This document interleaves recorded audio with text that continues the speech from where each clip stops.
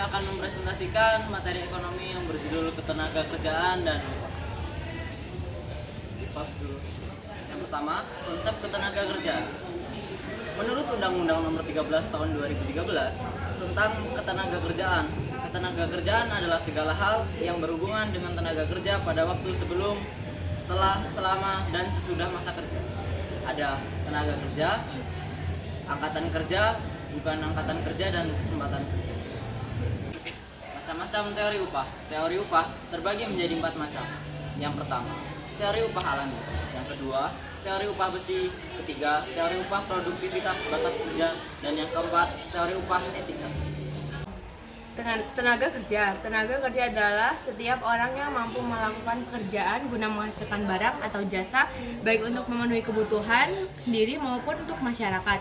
Jenis-jenis tenaga kerja dibagi menjadi 3. Tenaga kerja terdidik adalah seorang yang memiliki keahlian atau pengetahuan di bidang tertentu. Keahlian dan pengetahuan tersebut didapatkan melalui pendidikan formal. Contohnya adalah dokter, guru, dan akuntan. Yang kedua, tenaga kerja terlatih. Tenaga kerja terlatih adalah seorang yang memiliki keterampilan dan keahlian yang didapatkan melalui pendidikan non-formal. Contohnya, sopir, montir, dan penjahit. Yang ketiga, tenaga kerja terlatih atau tidak terdidik. Tenaga kerja tidak terdidik dan terlatih adalah tenaga kerja yang tidak memerlukan pendidikan dan pelatihan secara khusus. Kemampuan tenaga kerja pada kelompok ini didasarkan kebiasaan dan pekerjaan yang tidak menuntut keahlian tertentu. Contohnya adalah buruh cuci, kuli panggul, dan kuli bangunan. Angkatan kerja. Menurut International Labour Organization atau ILO, angkatan kerja adalah penduduk usia kerja yang bekerja dan yang sedang mencari kerja atau menganggur. Angkatan kerja sering juga disebut sebagai penduduk yang aktif secara ekonomi atau economical active population. Sejalan dengan ILO, menurut Badan Pusat Statistik atau BPS, penduduk yang termasuk angkatan kerja adalah penduduk usia kerja 15 tahun ke atas yang bekerja atau punya pekerjaan, sementara tidak bekerja dan pengangguran. Bukan angkatan kerja. Penduduk yang termasuk bukan angkatan kerja adalah penduduk usia kerja yang masih sekolah, mengurus rumah tangga, atau melaksanakan kegiatan lain selain kegiatan pribadi. Kesempatan kerja dapat diartikan sebagai permintaan akan tenaga kerja.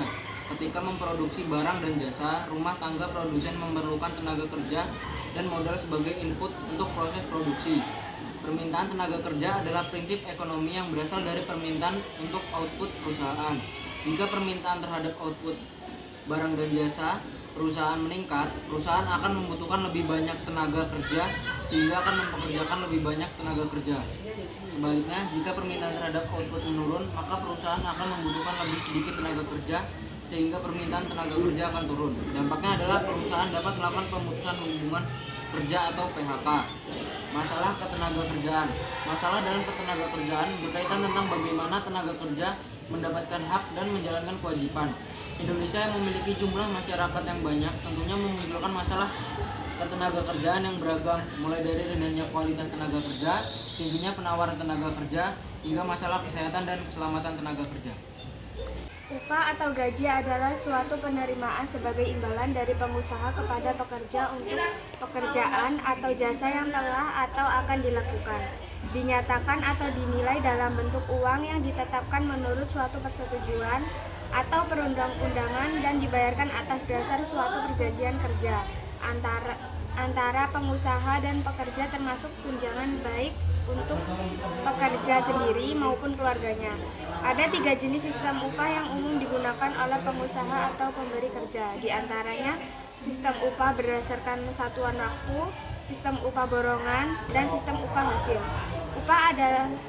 Upah adalah uang dan sebagainya yang diberikan sebagai balas jasa atau bentuk pembayaran tenaga yang sudah dikeluarkan untuk mengerjakan sebuah pekerjaan.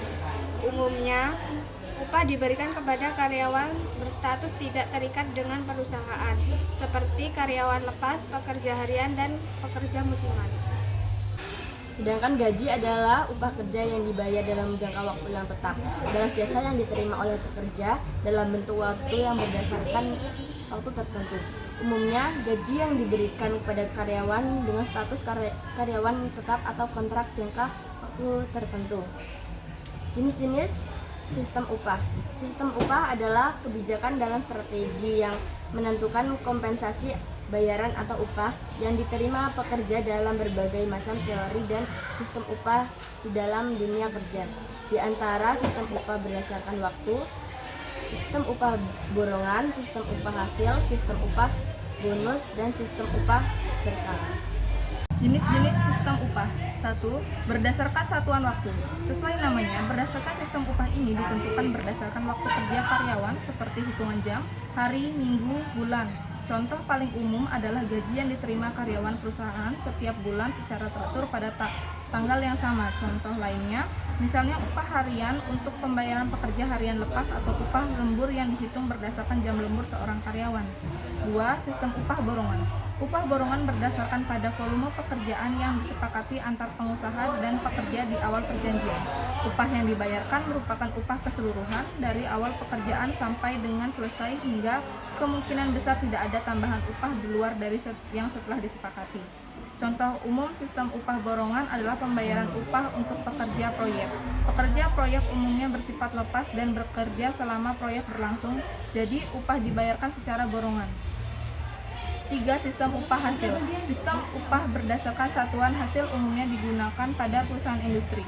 Jadi pengusaha akan membayarkan upah sesuai dengan jumlah produksi atau hasil yang dicapai dari setiap karyawan.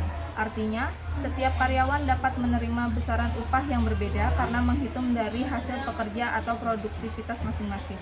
Contoh upah yang dibayarkan menggunakan satuan hasil adalah karyawan dari industri, pekerja UMKM, atau wartawan lepas yang dibayar berdasarkan berita yang ia tulis. 4. Sistem upah bonus. Sistem upah bonus adalah sistem yang diterapkan pada saat-saat tertentu, seperti saat karyawan berhasil mencapai target yang ditetapkan pada periode waktu tertentu, atau saat karyawan mendapatkan prestasi kerja pada saat penilaian performa akhir tahun. Atas sebab ini, perusahaan memberikan bonus pada karyawan tersebut. Karena pada saat atau kondisi tertentu, tidak semua karyawan mendapatkan bonus yang sama.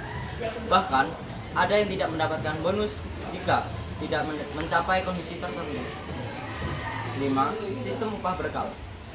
Jenis sistem upah ini diterapkan berdasarkan kondisi perusahaan. Jika perusahaan mengalami kemunduran, upah karyawan akan mengalami penurunan. Atas kondisi seperti ini, perusahaan perlu menginformasikan mengenai sistem upah ini pada karyawan terlebih dahulu sehingga tidak terjadi aduan mengenai upah yang diterima jika terjadi perubahan. Cukup sekian materi yang dapat kami sampaikan. Kami akhiri. Wassalamualaikum warahmatullahi wabarakatuh.